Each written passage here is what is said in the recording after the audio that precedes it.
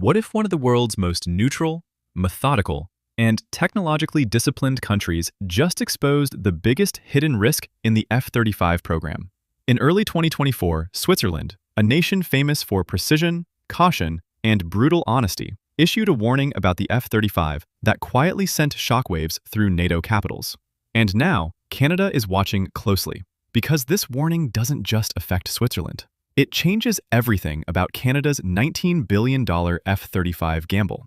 Tonight, we break down what Switzerland discovered after choosing the F-35, why their warning was unusually blunt, and how Canada may have just been handed a last-minute escape route. This is the story no Pentagon briefing wants discussed.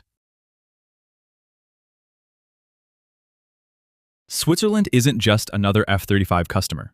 This is a country that stayed neutral through 2 world wars, builds some of the most reliable defense systems on Earth, rejects weapons deals unless they meet strict cost, sovereignty, and independence standards. When Switzerland speaks, defense planners listen. Unlike NATO frontline states, Switzerland does not buy jets for prestige. They buy aircraft to defend airspace efficiently, independently, and affordably. So when Switzerland selected the F-35 in 2021, many believed it was the final validation of the program. But the story didn't end there, because after the contract ink dried, reality began to set in.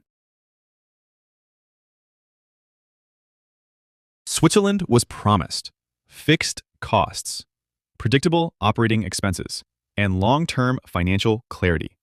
Then came the recalculations. In 2023 and 2024, Swiss officials revealed that operating costs were higher than projected. Inflation and U.S. pricing adjustments changed assumptions, and long-term sustainment expenses were no longer guaranteed. The Swiss government admitted something rare in defense procurement. They no longer had full control over the jet's lifetime costs. For a country obsessed with financial discipline, this was a red flag. And Canada noticed. Then came the bigger issue: control. Switzerland realized that mission data files are US-controlled, software updates are American-approved, sensitive maintenance requires US authorization. In plain terms, you don't fully own an F-35, you lease access to it. Swiss defense analysts quietly questioned, what happens if US political priorities shift? That question terrified Canadian planners, because Canada's entire Arctic defense strategy depends on absolute autonomy.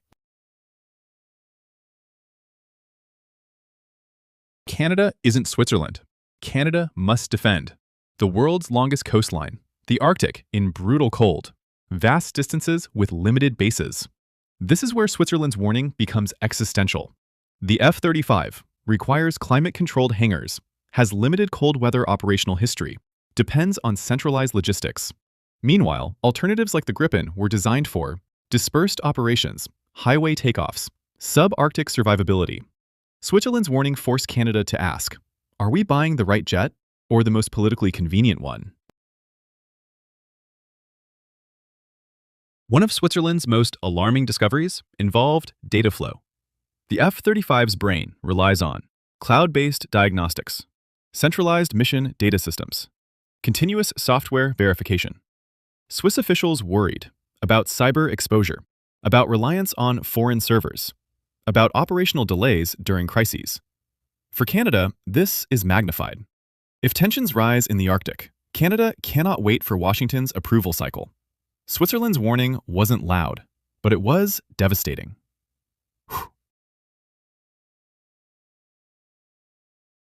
Here's why this matters so much. Canada choosing the F-35 wasn't just about jets. It was about locking in North American defense alignment, preventing European alternatives from gaining legitimacy, keeping Gripen out of NATO air forces. Switzerland's experience undermines that narrative. If a neutral country starts questioning the F-35's practicality, others will follow. And Canada, one of the largest planned buyers, is the domino that truly matters. Canada hasn't canceled the F-35, but it has delayed infrastructure timelines, quietly expanded operational studies, increased dialogue with European manufacturers. This isn't coincidence. It's strategic hedging. Canada learned from Switzerland that ownership matters more than stealth. Availability beats theoretical superiority. Independence beats political pressure. And suddenly, alternatives don't look outdated. They look smart. Switzerland didn't attack the F-35. They did something far more dangerous. They told the truth. Their warning revealed that the future of air power isn't just stealth. It's control, cost, climate, and sovereignty. Canada now stands at a crossroads. Double down on the most complex jet ever built, or pivot toward a system built for its geography, not Washington's politics. One thing is certain: Switzerland changed the conversation, and Canada's next move could reshape NATO's air power balance for decades.